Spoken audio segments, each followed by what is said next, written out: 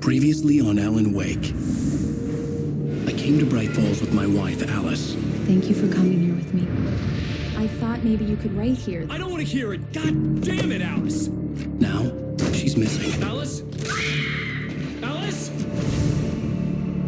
I woke up behind the wheel of a crashed car. I'm missing a week. I was attacked by shadowy men straight from a nightmare. The sheriff took me to the lake Alice and I had stayed at. But the cabin had disappeared.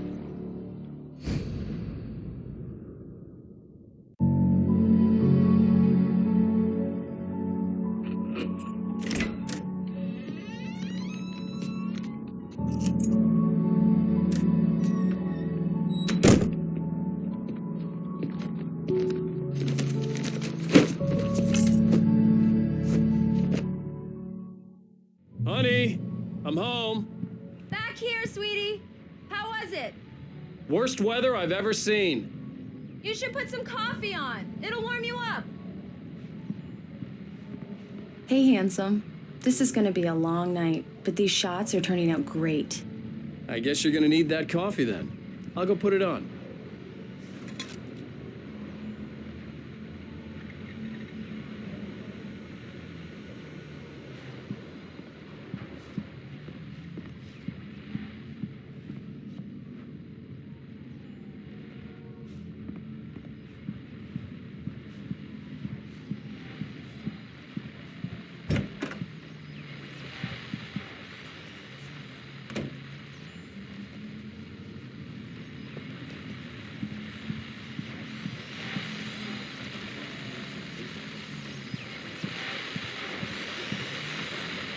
The continuing freezing rain and heavy snowfall have necessitated a winter storm warning in the entire tri-state area.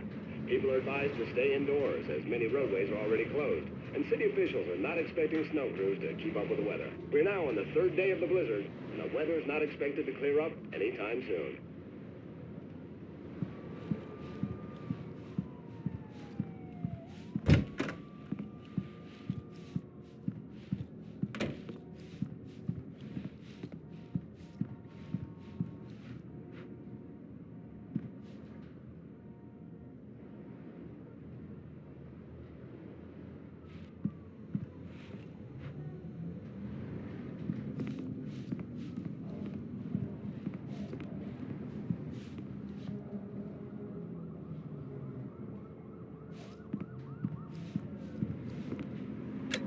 Coffee's on. Great, thanks. I'll need it if I'm gonna finish this by tomorrow.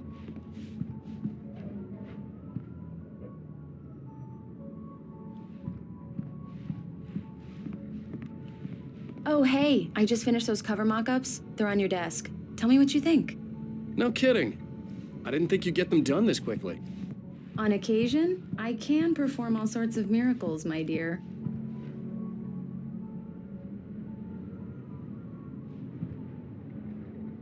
These look really good. Oh, sure, until Barry gets his hands on them. Which, by the way, will happen over my dead body. The last time was the last time. Oh, and speaking of Barry, he called. Alan! Alan, please check the fuse box. I'm right here. I'm on it, honey. Please hurry. It's true what they say about the fall and the sudden stop at the end. I'd lain here in the snow while the lurid chain of scenes that had led me here kept playing in my head. A rerun of my own private snuff movie. A memory of my corpse. Alone at my own wake. Thinking in metaphors again. The femme fatale was gone. Only a sour taste remained of the kiss that killed me.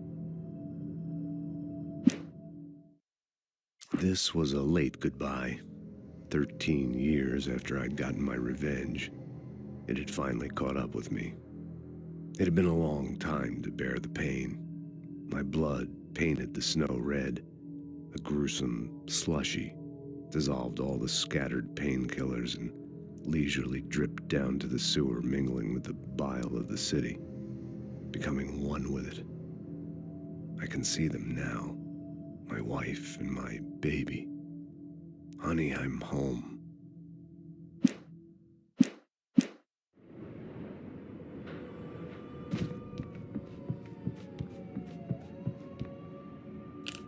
Honey, it's a power outage. I've got the flashlight. Okay. Hi. You okay? I'm sorry. It just really spooked me. Don't worry. We'll just break out the candles. I know it's stupid, but it's just... Especially when I'm not prepared for it, you know? It gets to me. I love you. Tell me a story, writer. Okay. I used to have these nightmares when I was a kid. The dark really spooked me, too. When it got really bad, my mom gave me this old light switch. She called it the clicker. The clicker, huh? Yeah. If I ever got scared of the dark, I could just flip the switch and a magic light would scare the monsters away. Oh, sure. Here it is. Alan. Maybe it'll help you, too. Yeah, nice story, writer boy. You made that up right now, didn't you? No. Seriously. I love you, even if you are a liar. Thanks for this.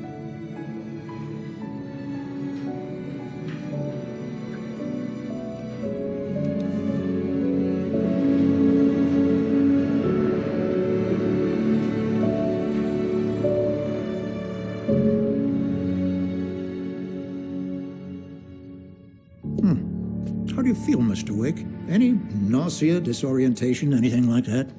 Mr. Wake, how are you feeling? I'm okay. My head's fine. I had to lie about my headache and memory loss. He'd send me to a hospital for tests. I couldn't leave without Alice. Very well. I don't think you have a concussion, but you've obviously been through quite a shock. You should take it easy for a couple of days. Thanks. Well then, Mr. Wake, we're done here. If the pain gets any worse or you experience any other symptoms, you should come see me. I'll let you get on with it then. Sarah, Sheriff Breaker, is waiting for you. She's very good at her job. I'm sure she can locate your wife in no time. Doc Nelson was the image of a small-town doctor. Sheriff Breaker had called him to the station to take a look at the cut in my head.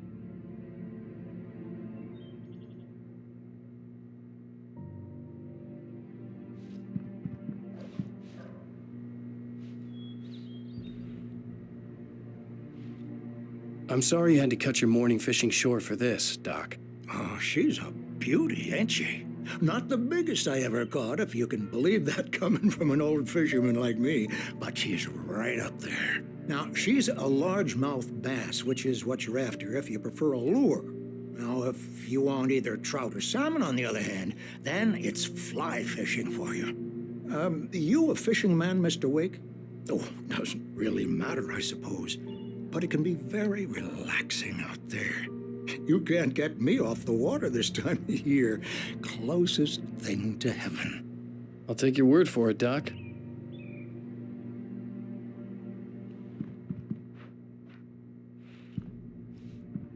I believe you'll find the sheriff in her office.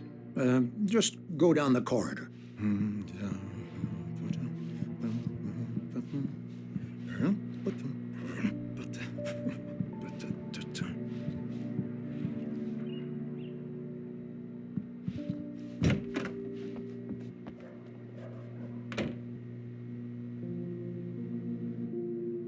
Thank you for testing the lights, Miss Weaver. Everything seems to be fine. I don't have the luxury of being complacent, Deputy Grant. The bulbs will need changing soon. You can't change them in the dark. I'll be sure to take care of it, Miss Weaver. Have a nice day now. Very good. I'll come back later on to remind you, just in case.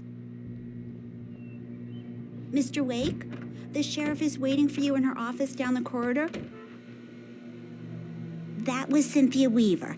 I guess you can call her the town eccentric. She used to be the editor of the local newspaper, but she's focused on, other things these days. She'd fit right in where I come from.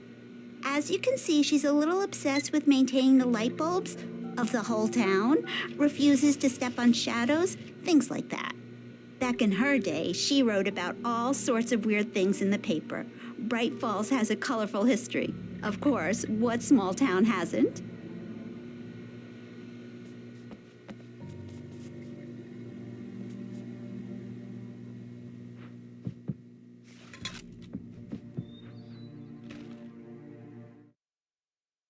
Alice looked through the viewfinder, lining up the shot.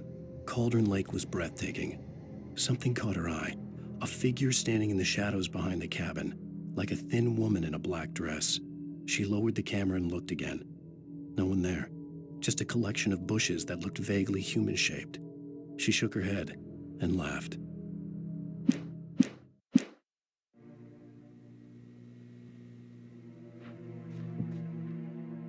Yeah, it's Mulligan here. I'm at Stucky's gas station with Thornton. There's no sign of him. Over. Wait. Yeah, this is Thornton. Look, we've located the brake float. It's here. That's some good news, right? Stucky was supposed to be driving it at the rehearsals today. Over. Oh, give me that. Mulligan here. Looks like someone really thrashed the garage. Over. Okay, roger that, guys. Keep looking for Stucky. Jane's out. The sheriff wants to see you in her office, Mr. Wake.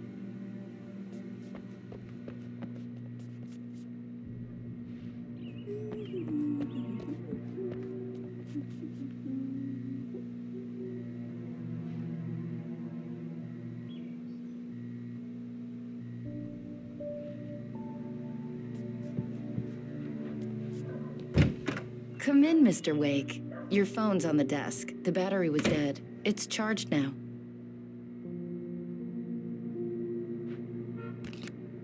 Have you started looking for my wife yet? My men are already on it. Now, can you tell me what happened? I'm not sure. I can't remember. We were arguing. I walked out of the cabin. The cabin on Cauldron Lake?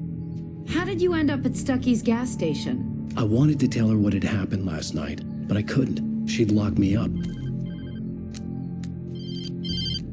Excuse me. I need to take this. Hello? Alice, please help me. Alice? Stop talking to the law. You'll do exactly what I say if you ever want to see your wife. Who is this? Go to the back lot. There's a hole in the fence on the left. Look inside the junker. I left a little something there to convince you we're all on the same page here. After you ditch the cops, you're gonna meet me in Elderwood National Park. There's a spot called Lover's Peak. Midnight. Don't do nothing stupid, pal. We're watching you. I need some fresh air. Can I go out? In the back, maybe? Of course, Mr. Wake. I understand. You can get there through the cells. Deputy Grant can show you the way. I'm sorry. All of this, it's just a lot to take in. Take your time, Mr. Wake. I understand. Can I ask you what the call was about, Mr. Wake? It's personal. Well, we are looking for your wife, and I'm going to need your cooperation if I'm going to help you. I need a moment, after I get some fresh air. Okay, you can find me here. We'll talk when you feel up to it.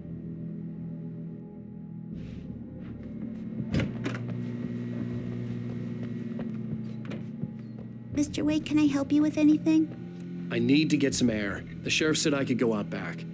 Of course, Mr. Wake. You can get there through the cell corridor. Just don't mind Walter in there. He's one of our regulars. I thought he quit drinking for good. Oh, no such luck. He went on a bender and beat Danny pretty badly. He started shouting like that the moment he woke up. You can get to the back lot through that door and down the corridor, Mr. Wake. Thanks. Hey, mister! Hey, can you turn the light? The light's on! The deputies, they don't understand. They won't listen to me. I need it to be bright in here! Thank you, man, thank you. Hey, you're all right. You're a good guy. Don't let anybody tell you different. You know, I shouldn't even be in here. The cops, they got it all wrong. See, sure, I beat him up, but I wasn't drunk. I mean, I wasn't drunk at the time. I only got drunk afterward. Okay, listen. You gotta listen carefully now. Here's the kicker. That wasn't Danny. No, sir. It only looked like him. You wanna know who it really was? I'll tell you who it really was. It was a goddamn space alien! I know it sounds like something a drunk would say, but believe me, I wasn't drunk then.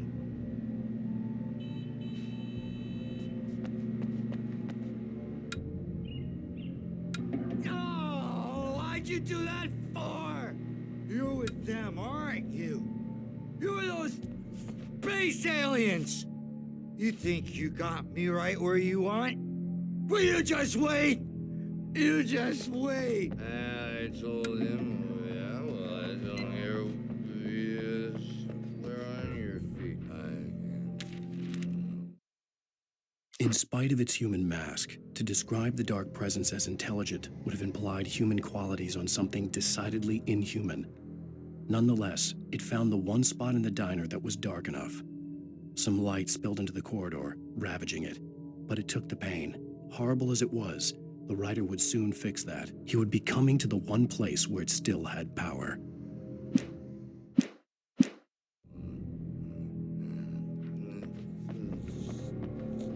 The early morning light hurt my eyes and made my head ache. The man on the phone had said, "Go through the fence on the left."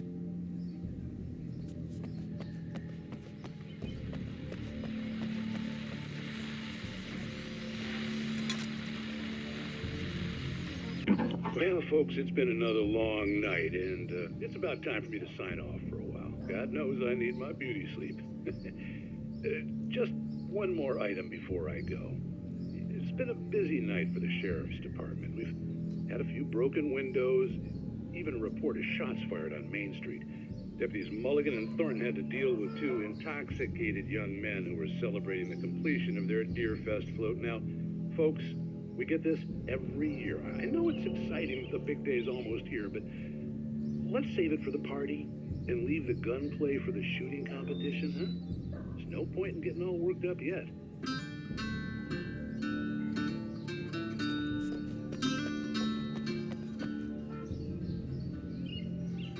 The caller had told me to find a hole in the fence behind the police station. There was something for me in an abandoned car.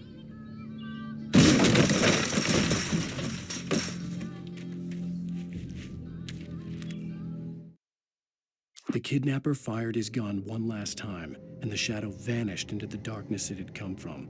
See? Nothing to it, Wake. The thought of Alice in his hands was revolting. We stood on the wooden platform of Lover's Peak, the waterfall on the mountain behind us, the lights of the radio mast blinking red in the heights above. I fought with the urge to take a swing, force myself to speak. Let's cut the act now. Where's my wife?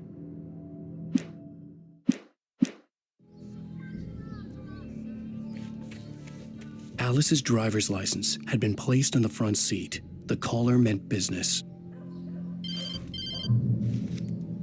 Barry? Ow! Ow! Thank God! Where the hell have you been? I've been trying to reach you for a week, you and Alice. I've been worried sick. I flew out yesterday. I'm here in Bright Falls. Barry, listen to me.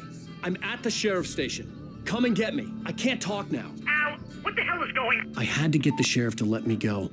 I needed to get to Elderwood National Park to meet Alice's kidnappers.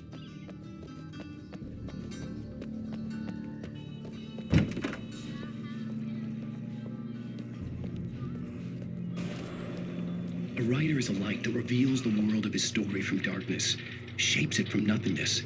The way a sculptor carves a statue from a block of granite. If I stop, the world I'm making dies. Darkness will reclaim it. It's a long, hard journey into the dark. Alice's life is at stake, but I can't think about that, or I'll lose it. The dread lingers at the edge of perception. I'll push on. Anything is possible here. I'll write the story. I'll save her.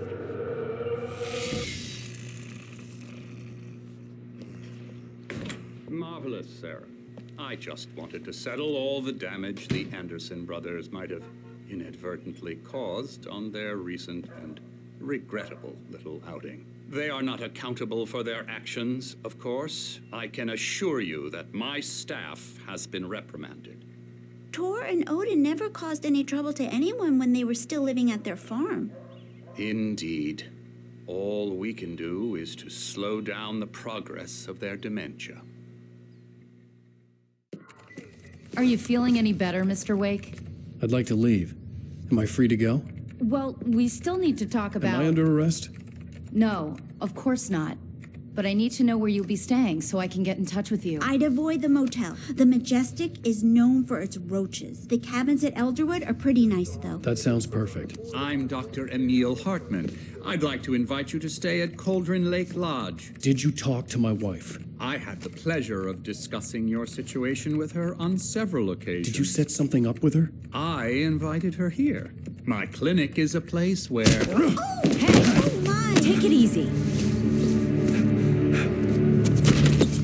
Nobody move. Get your hands off of my client. Who are you? I'm Barry Wheeler, his agent.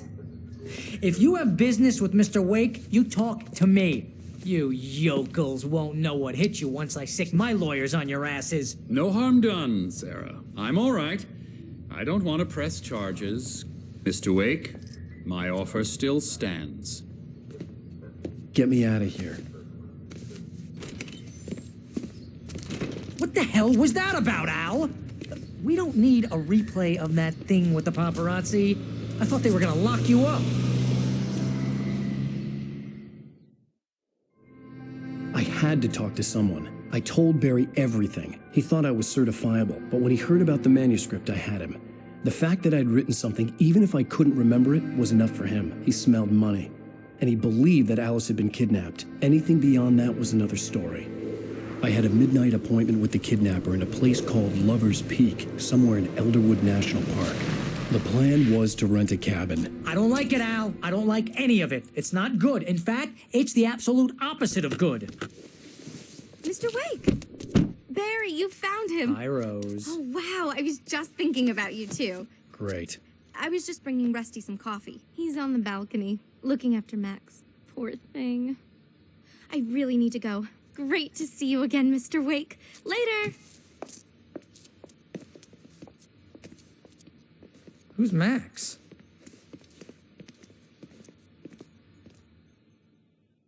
What an airhead. Jeez, Mr. Takes a swing at everybody. This is not her fault. She's a very nice girl and, more importantly, a fan. She even has a fan site dedicated to you. And she was very helpful when I was looking for you. Seriously, Al, what you were saying in the car?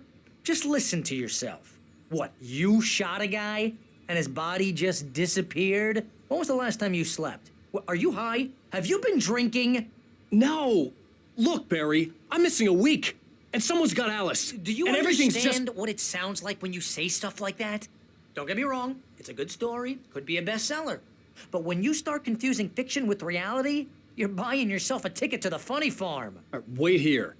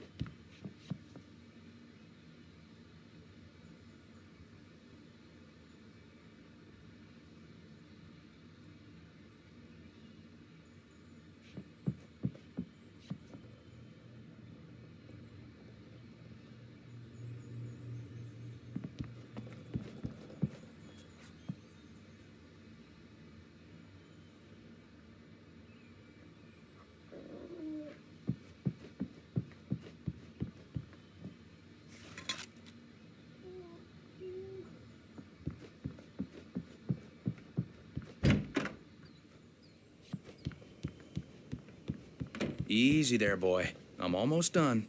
Hey, Rusty, right? You rent cabins. Oh, Mr. Wake. I'd shake your hand, but mine are kind of full here. Actually, I'm sorry about this. Would you mind grabbing the registration form from the desk? It's just across from Bucktooth Charlie. Okay, sure. What happened? Crazy poachers. Max here got his foot caught in a trap. They're illegal to use here. Hell, you're not supposed to hunt within the park at all. But that doesn't stop some lowlifes. Well, at least Max is gonna be okay. You got lucky. Max is still groggy from the shot I gave him, and I'd rather not leave him alone just yet. The form's on the desk across from the mammoth skeleton.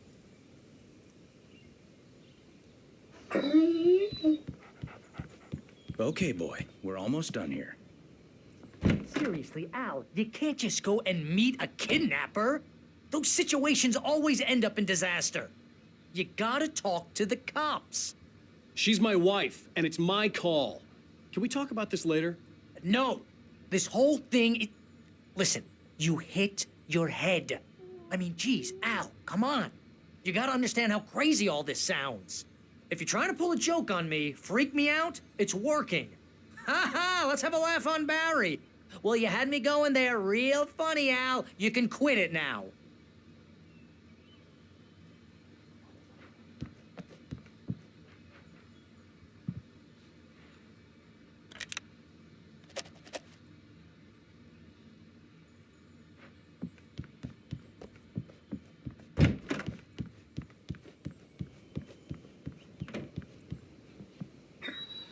I think this is the form you wanted.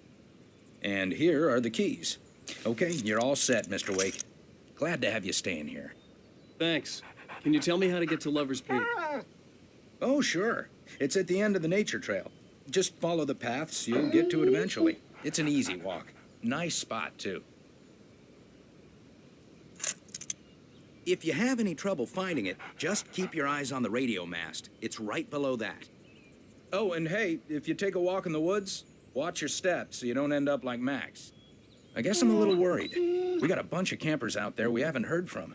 It's not like these people are on a schedule, but with the traps, well, you know. I just don't want any trouble. Right. Thanks.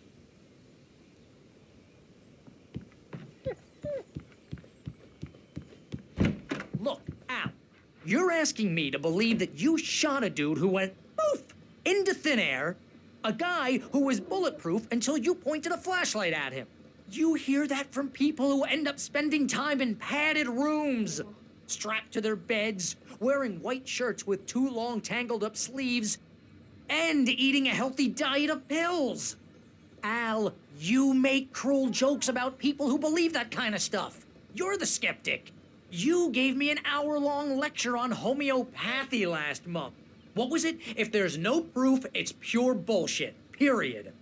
Guess the laugh's on me then. Al, come on! I mean, okay.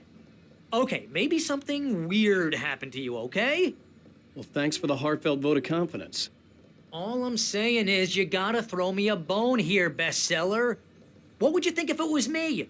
There's no way you should be going out at midnight with a gun.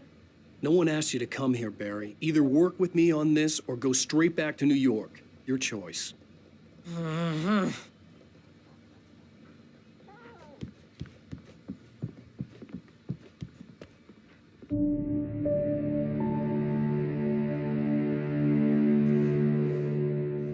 That's just crazy talk, Al.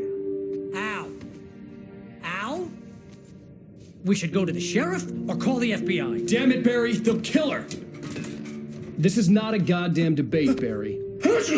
I'm going to Lover's Peak. He said to come alone. Okay then. I understand. You're my best friend, and I'm worried that you're not right in the head. Tell me what to do to help, and I'll do it. You stay here, and if I'm not back by morning, call the cavalry.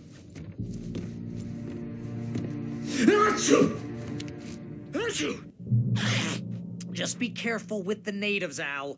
These yokels are dangerous. Everybody hates a tourist, or it'll be Deliverance all over again. Bless you. Oh, this place is trying to kill me. I'll bet there's mold in here, spores, poison ivy, God knows what.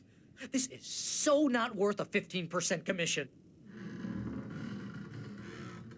You want to know where you can shove that flashlight? Lock the door when I leave. Yeah, you go ahead and do what you have to do. I'll be fine. Alone, but fine. In a cabin straight from a horror movie.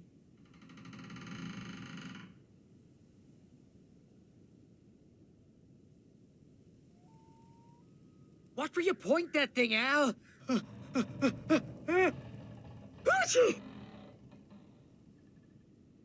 Stop it, Al! Stop it! You're giving me a migraine, Al. You know I'm useless with a migraine.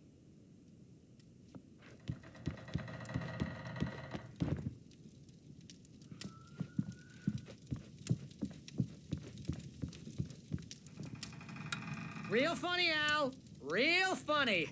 Ha ha! Thank you. I'll just sit here in the dark till you come back. Or until I get eaten by a grue.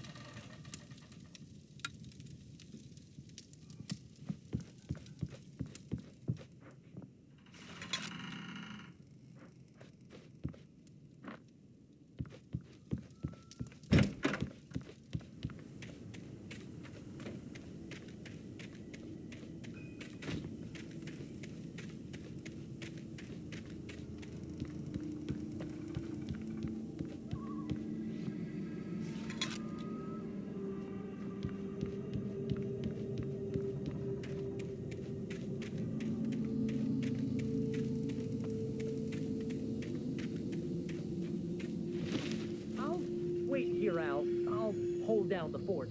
I'll be with you in spirit every step of the way, Al. Locking the door now.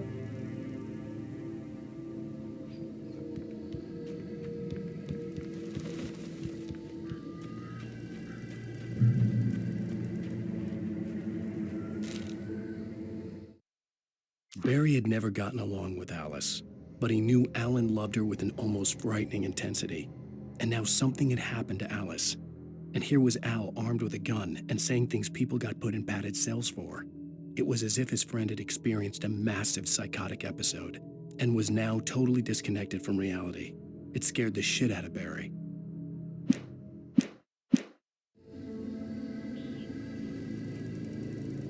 Barry had the keys to the car he rented. Wasn't a long walk to the visitor center, and it wouldn't be any use to me in the forest. I knew I should have gone to the cops. This wasn't the smartest thing I'd ever done, but I was still angry with Barry for trying to talk me out of it. These people had called me right in the sheriff's station. The cops wouldn't scare them, and they had Alice.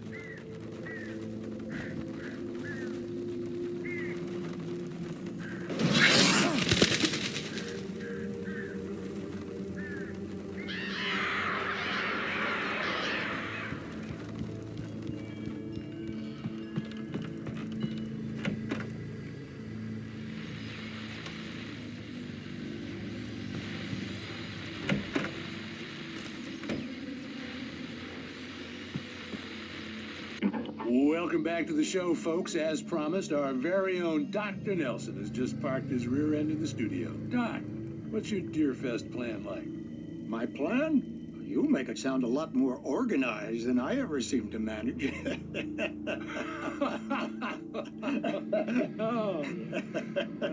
No plan, really. Just taking the atmosphere. I'm getting a little too rickety to do much more than that, you know. Oh, tell me about it. No sack race for us older gentlemen, huh? Yes, exactly, Pat.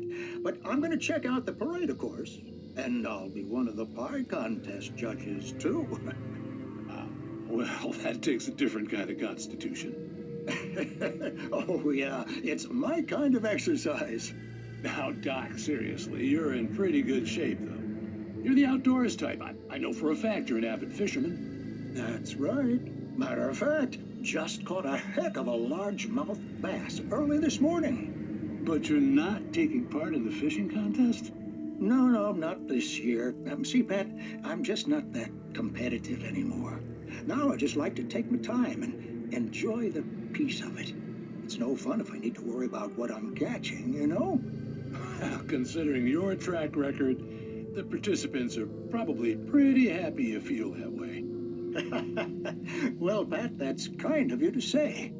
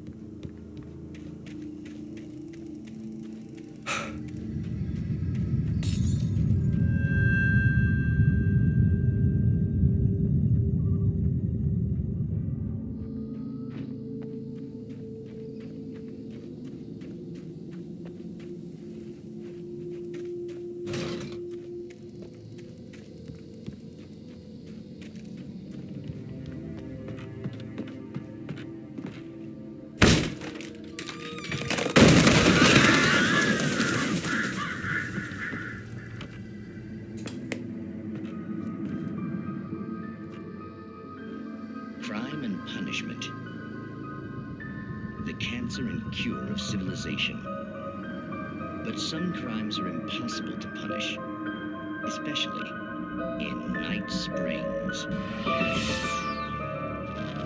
Tonight's episode, The Man in the Mirror.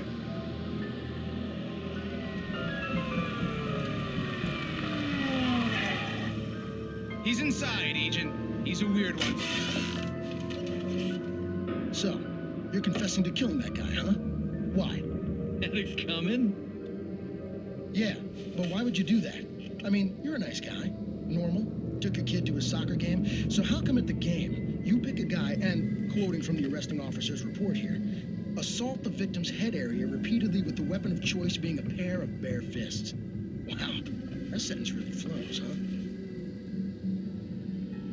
Maybe you're not the literary type. Okay, so you mess him up. But why? Who was that guy? We couldn't ID him. Why would a guy like you do him like that? I didn't like his face? Well, you must have hated it, because you really went to town there. I mean, there's no way to tell what he looked like. No ID on him either. That must be difficult. But then we ran the fingerprints. Got a match. Your prints. Identical. Huh, how about that? Your son said you were wearing a white shirt when you took him to the game, but the white shirt is on the dead guy. It's plenty red now. You won't get away with this. Do you really think that's in any way relevant to me? I had plenty of time to talk to my boy before the cops arrived, you know? He won't stop screaming, am I right? You think he's ever gonna be okay? I left my mark. Believe me. You bastard. What? You gonna shoot me? What's the point? I'm going to prison. You got me. I don't understand any of this. And you never will. Don't worry. Maybe you'll see me again, Agent. Maybe in the mirror.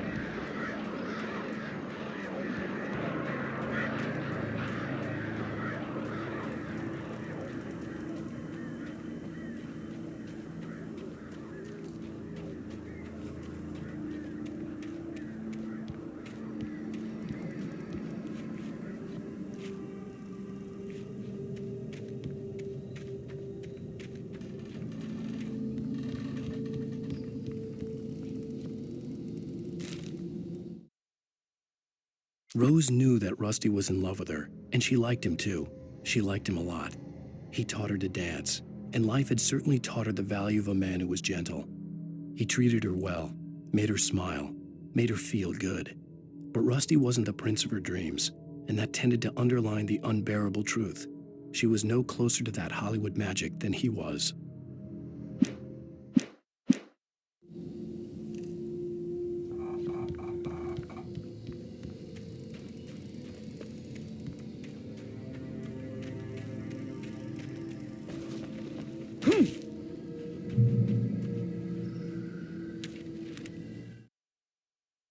The air in the visitor center was heavy with an awful smell, as if some rotten drowned thing had crawled up from its grave. Rusty kept coughing blood. My eyes were drawn to the twisted shape of his broken leg. The attack had been vicious. Max whined in his cage. Rusty's eyes were wild with fear and terror. He gasped. "Mr. Wake, it happened just the way it was on that page."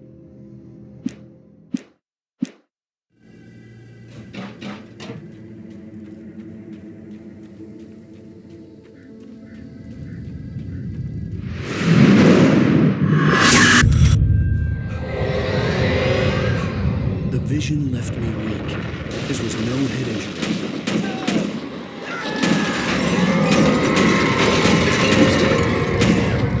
Rusty, hang on! I'm coming! Please, help me!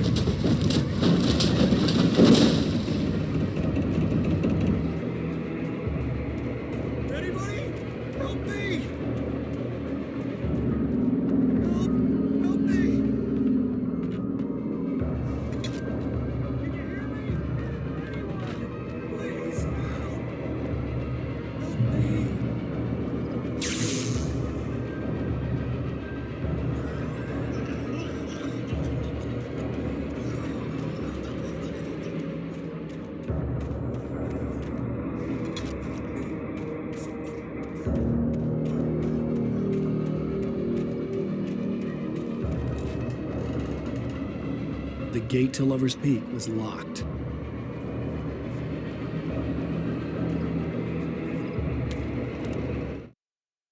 The visitor center was sturdy, but the impact turned the front of the building into splinters.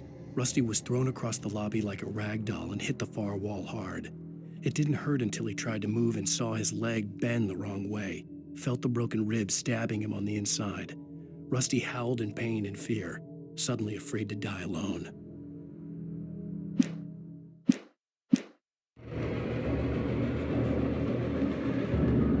The ranger's office was locked. I'd need a key to get in.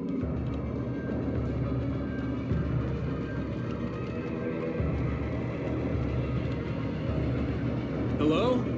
Back here. I'm back here. Mr. Wake? Oh, hell. It happened just the way it was on that page. I found. Came true. It knew. So dark. It'll come back for me. You must. The lights. In the office. I have the key. Okay, Rusty. Hang on. I'll be right back. Whatever did this couldn't be far. Rusty had found a page from the manuscript. It would help me understand what had happened.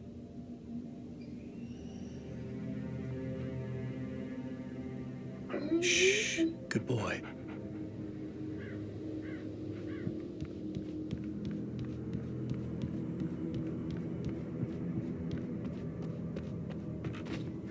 The only way to make sure that Rusty was safe was to get the power running and the lights back on.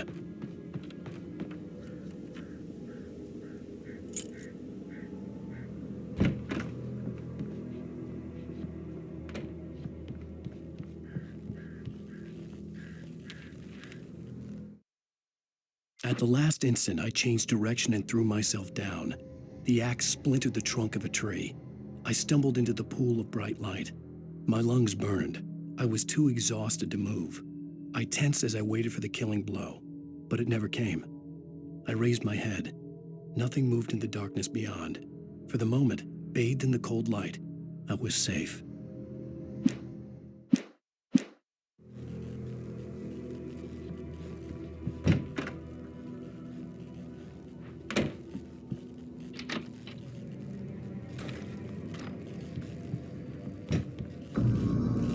I was too late. Someone had destroyed the circuit breaker. There was no way to get the lights back on. Rusty! Rusty!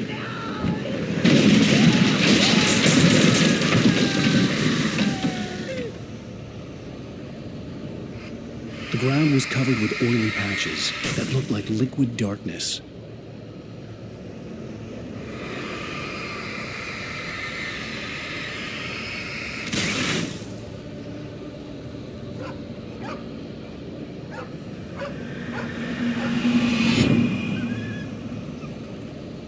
Hunters need hunting licenses.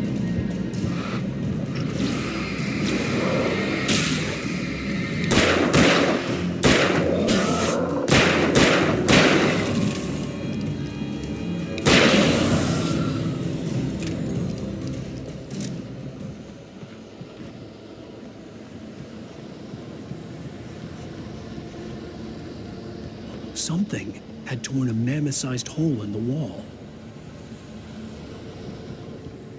Please don't feed the animals.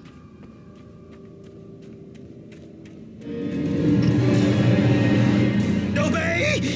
The Park Ranger's instructions. At all times. Fishing! Must you know?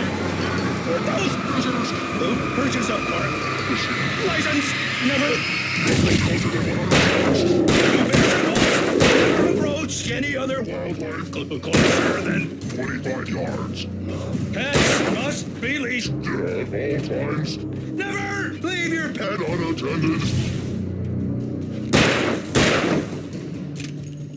It is against the law to remove any natural objects or historical artifacts from the park grounds.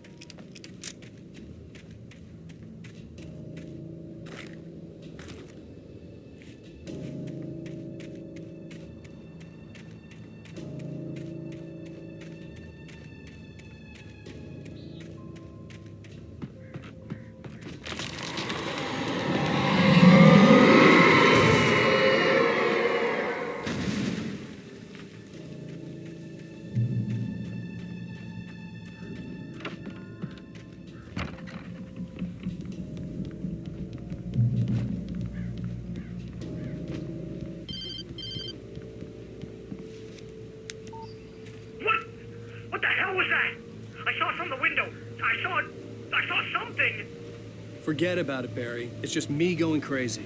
Oh, jeez. Oh, jeez. You're not crazy. I wish you were crazy, but you're not crazy. Ow, be careful. Stay in the cabin. Don't open the door for anyone. I mean it.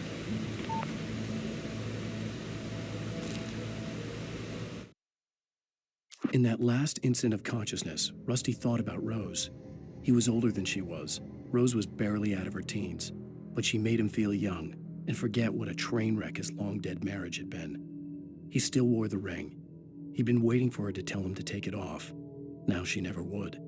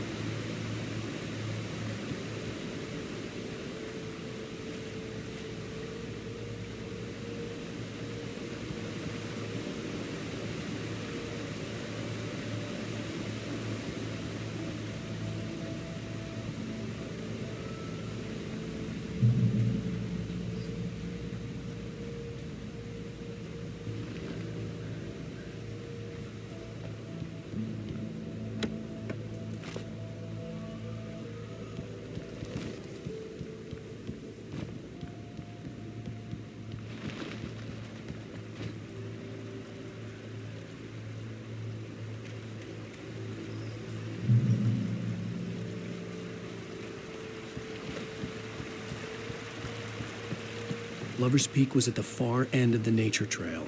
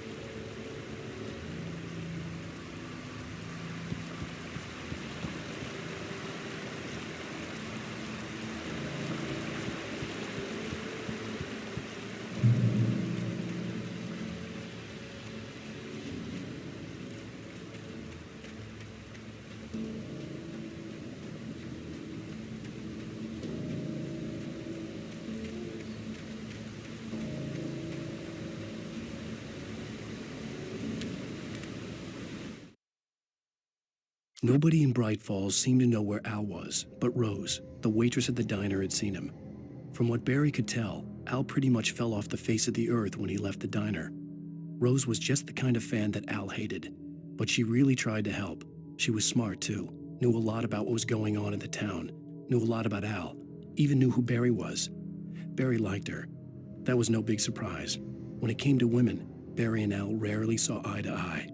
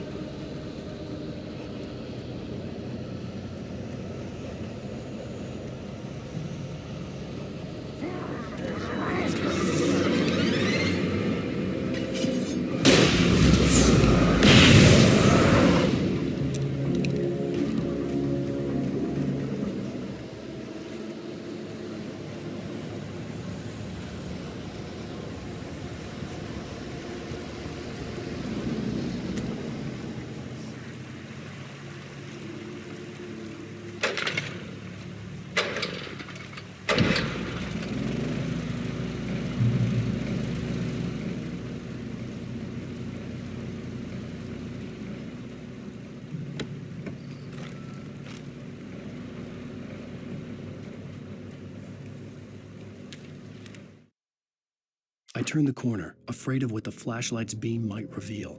Suddenly, a roughly painted symbol of a torch glowed in the light. Behind it, hidden by a rock, sat a battered metal trunk. It was here for a reason, packed with supplies, batteries, flares, ammo, things you need to make it through the darkness of the night. Something left behind by someone who knew what I knew, and more.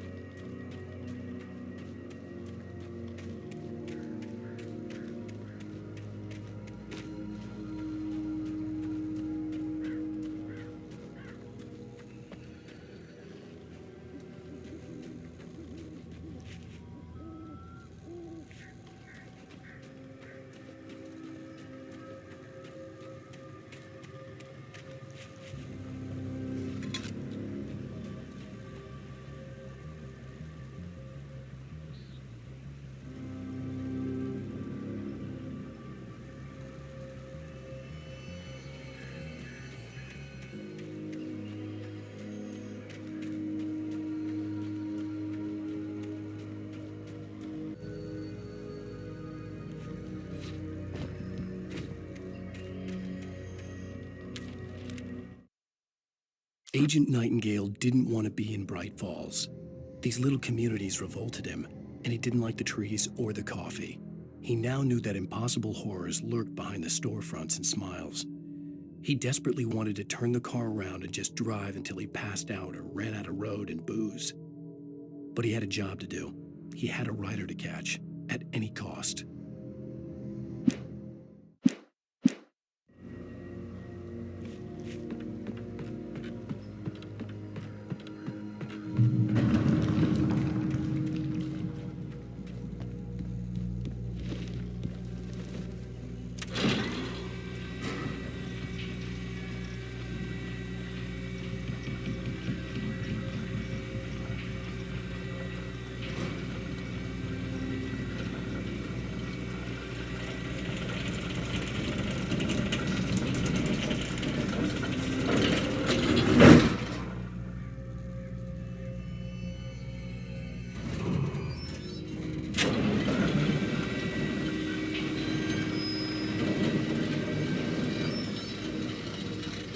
Shit.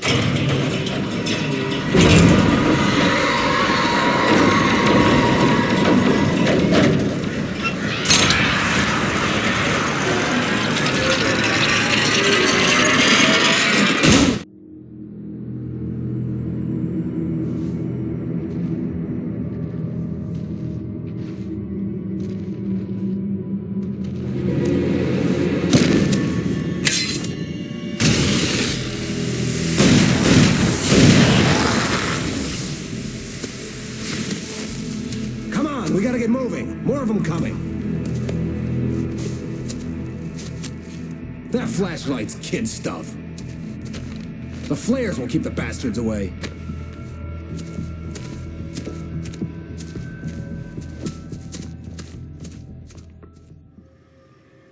You can see them too? Hell, of course I see them. Come on, we gotta move. Why? Because that's the way the story goes. Yeah, but... Let's move! I lost my gun back there. Oh, I've got a gun. Just keep that light steady on him. It took a moment, but then I recognized him. He'd been on the ferry when I first arrived here with Alice. He knew my name. We were headed in the direction of Lover's Peak. There was no way this was a coincidence. He was the kidnapper. Come on, Wake. You better keep up.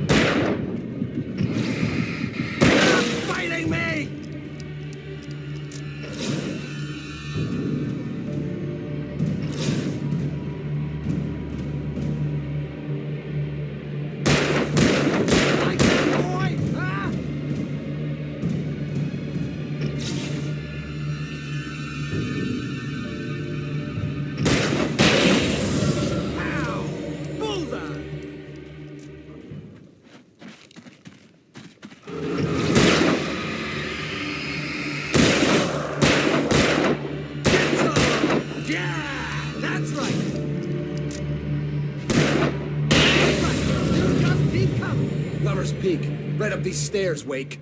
Use the flares from the emergency box to hold them off while I get these boards off. Give me the gun. Yeah, no can do, Wake. Are you kidding? Give me the gun! No time for back talk. Hold them off, damn it!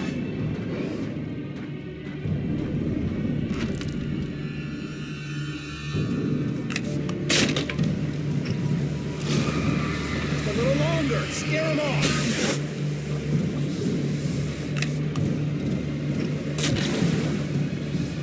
Get some light on those bastards. That'll keep them off us.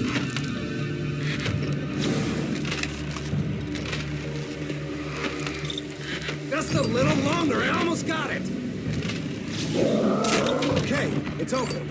Move it or lose it.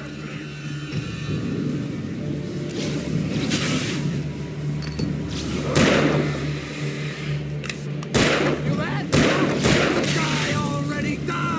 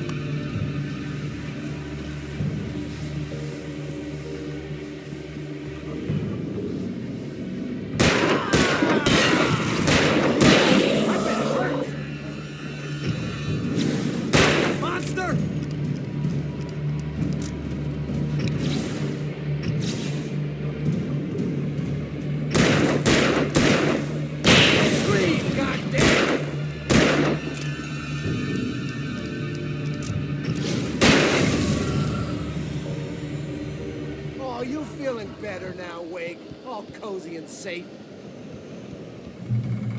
Come on! Only sissies are afraid of the dark. Better get ready. They'll be on us soon.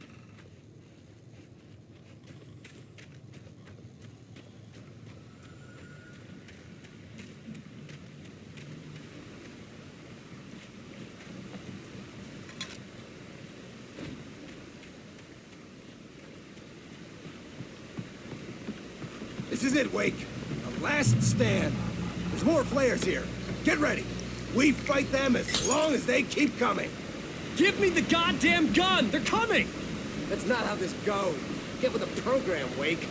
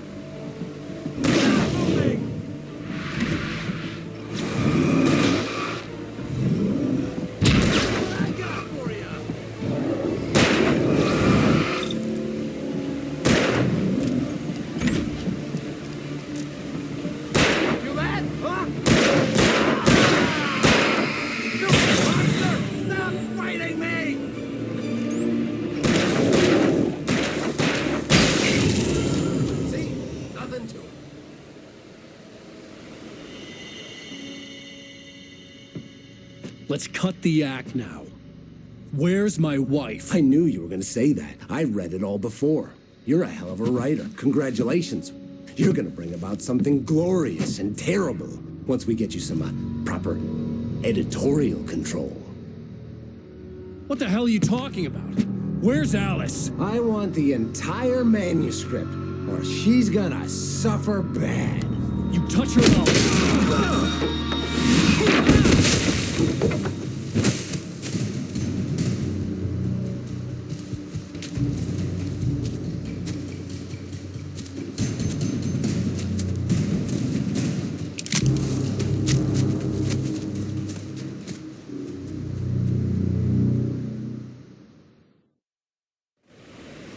You're gonna give me the manuscript or you'll be sorry! No! Come back here! I swear I'll kill you if you hurt Alice! Do you hear me? Come back here! He had Alice, and he wanted the manuscript because he thought it held some magical power. But I had no manuscript to give him. I had to get back to Barry and figure out my next move. On more than one occasion, Alice had tried to explain to me how it felt to be afraid of the dark. To her, darkness wasn't simply the absence of light, but something more tangible than that. It was something you could touch and feel. Worse than that, it was something with a mind of its own, something malicious and malign. For her, things changed when they were wrapped in darkness. They turned into something else, something foreign, and nothing was safe or innocent anymore. I'd never really understood what she meant, until now.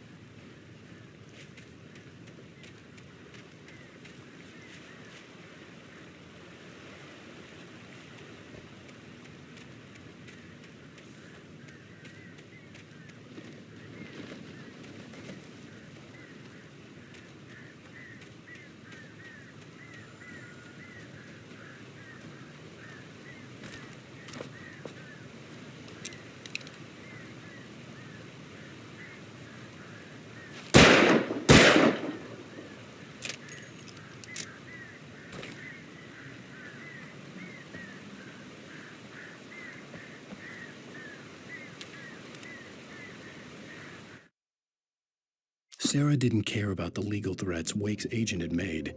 She let Wake go without argument, because there was something about him she couldn't quite put her finger on, something that reminded her of her father. She didn't think Wake would hurt his wife. Then she thought about the way he waded into Hartman, that hair-trigger rage flaring up without warning.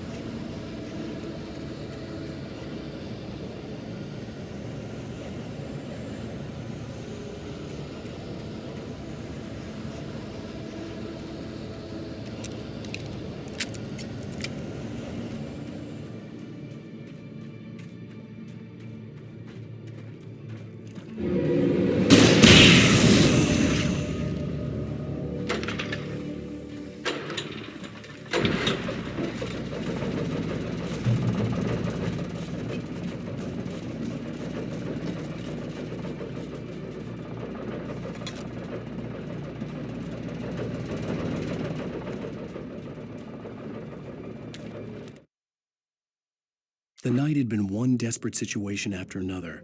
I was exhausted, and my body felt as though it had been chewed up and spat out. The flashlight was heavy in my hand, and each pull of the trigger sent a painful shock up my arm.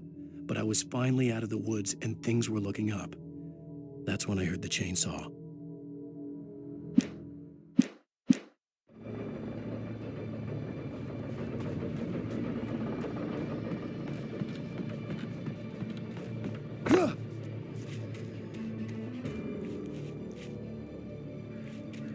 I had heard the plane fall. It made no sense. It was clear that it had just fallen here, but it was very old and obviously hadn't flown in decades. Looking at it sent a shiver down my spine.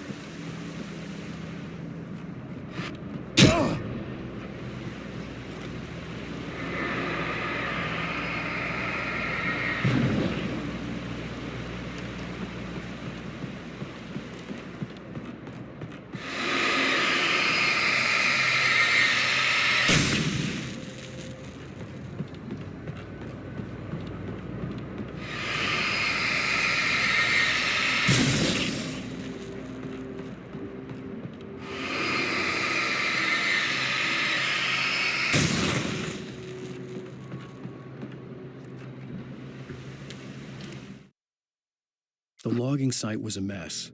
The modular office had been pushed off the cliff. Deputy Thornton climbed up from the wreckage excited, breathing hard from the exertion. Nobody there. It's weird. Don't you think that's weird? Bored, Mulligan let out a mighty snort. Hell, it's always weird, Thornton. Just a question of sorting out what kind of weird it is this time around.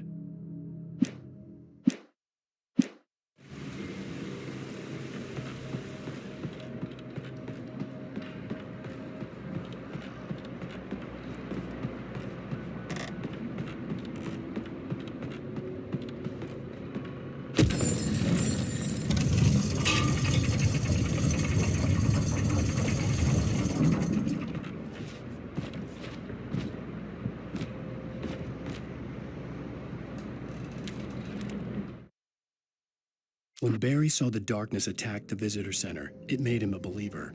The men Al said he'd shot, they hadn't been just locals on crank. Somehow the world had changed, like the channel had been switched without warning. You think you're watching a sitcom, and you're really watching a horror show. When the birds started attacking the cabin, Barry wasn't surprised, just terrified.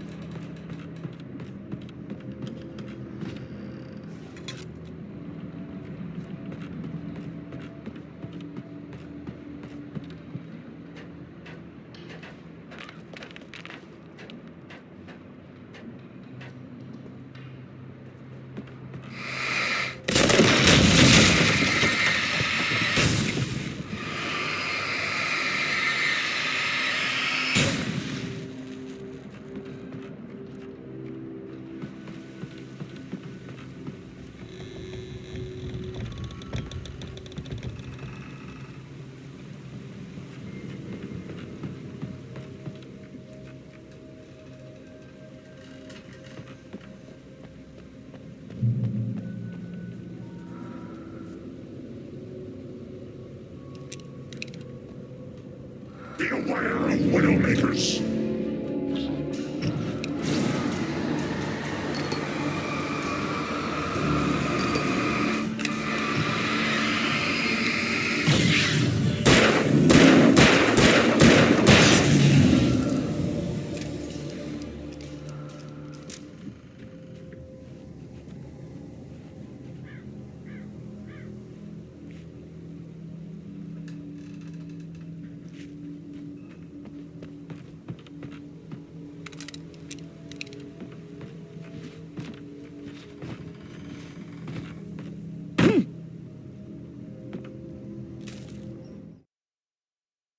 Shadows stirred and the wind picked up as I ran through the forest.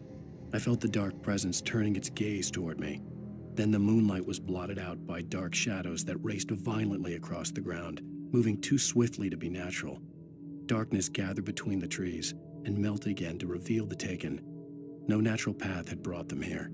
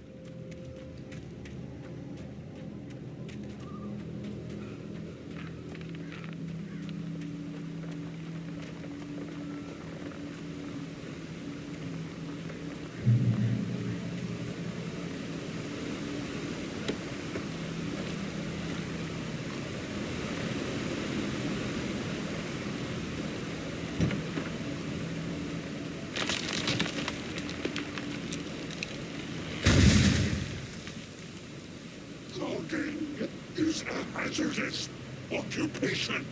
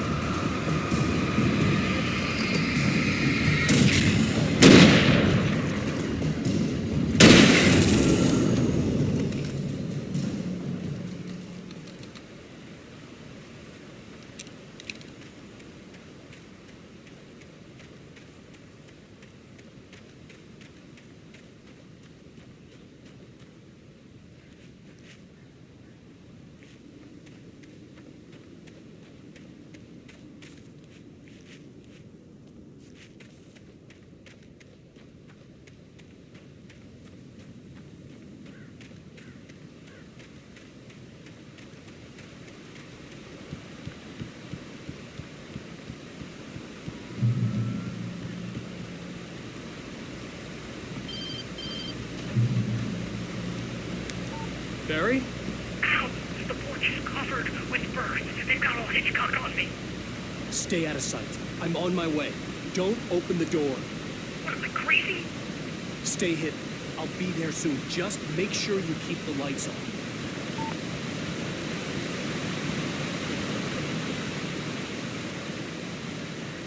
I still had to reach Barry at the cabin, but at least I was out of the woods.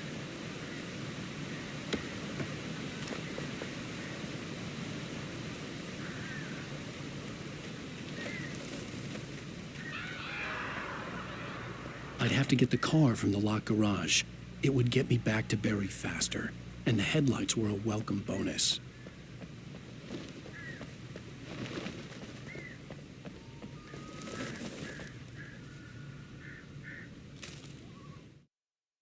The FBI agent's command froze me in place. I considered surrender. It was all falling apart anyway. I could give in, let someone else deal with it, but it felt all wrong. Call it instinct, his posture, the way he held the gun. He was no friend. Shots ringing in my ears, I leaped for the hole in the fence and stumbled into the darkness beyond.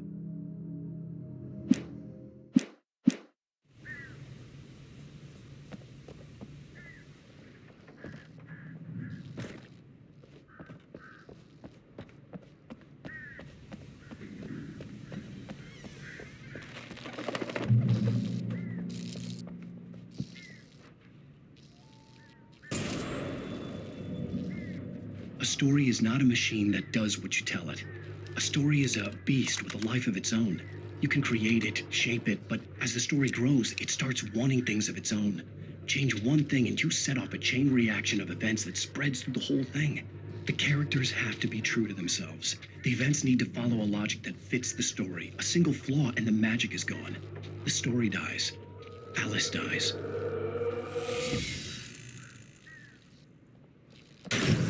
You can learn about the ancient and the soul.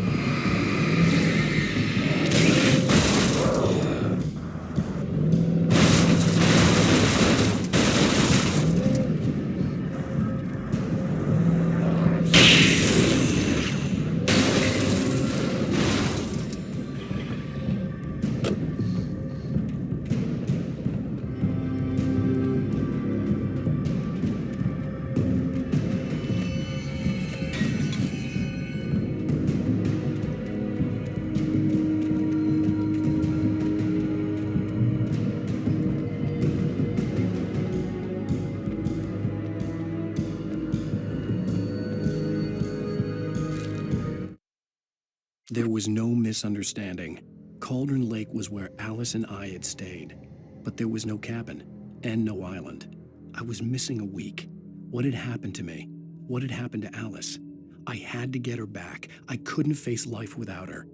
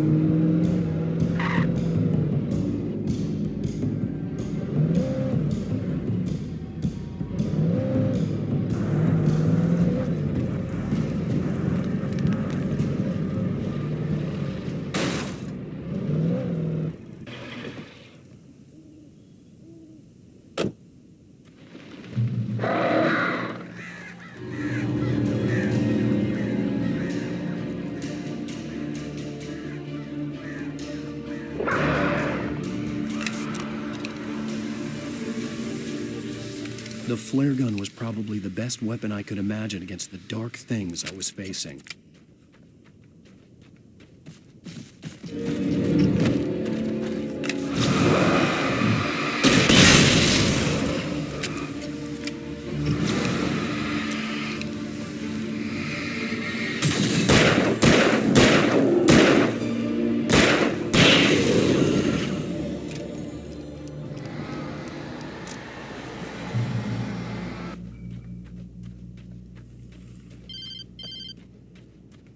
It was the kidnapper.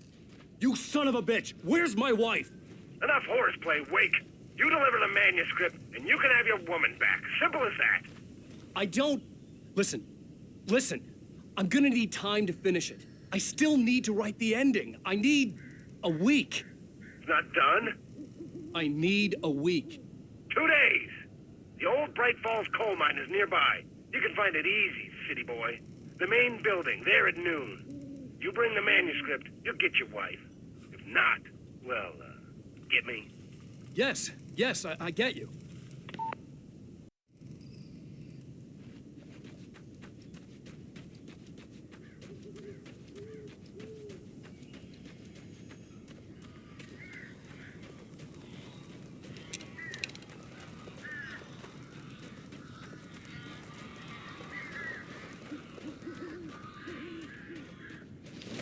Barry had talked about birds over the phone.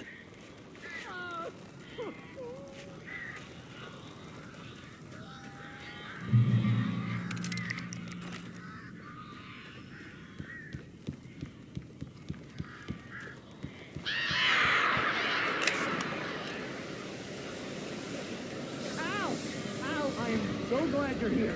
A couple of them got in here before I blocked the chimney. This isn't normal. These birds are weird.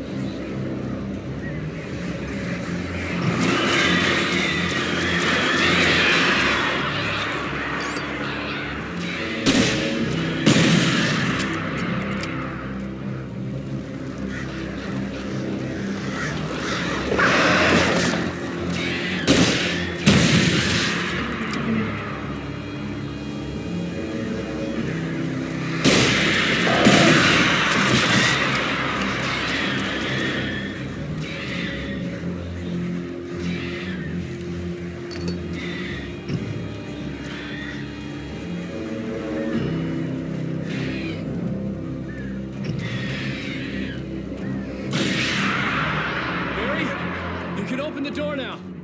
They're gone.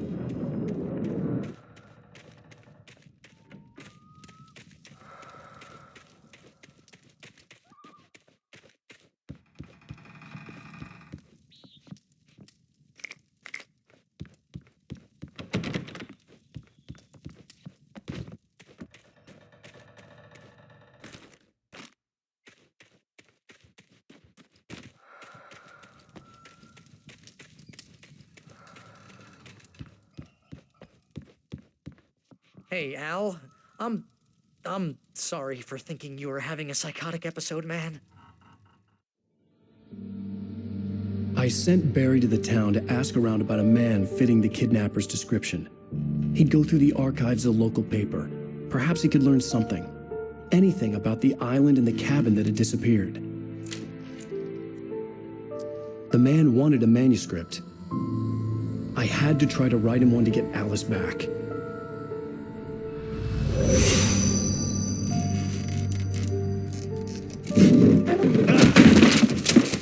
For me, the supernatural had always been nothing but a metaphor for the human psyche, a tool to use in writing fiction. Now, it was happening for real, and I couldn't put a single word on paper.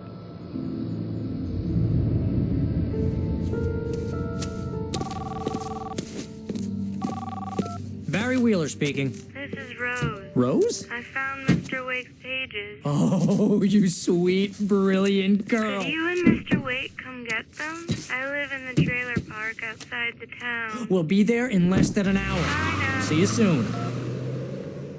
Have a great day. Hope you come back soon. Welcome to the old dear diner. Good girl.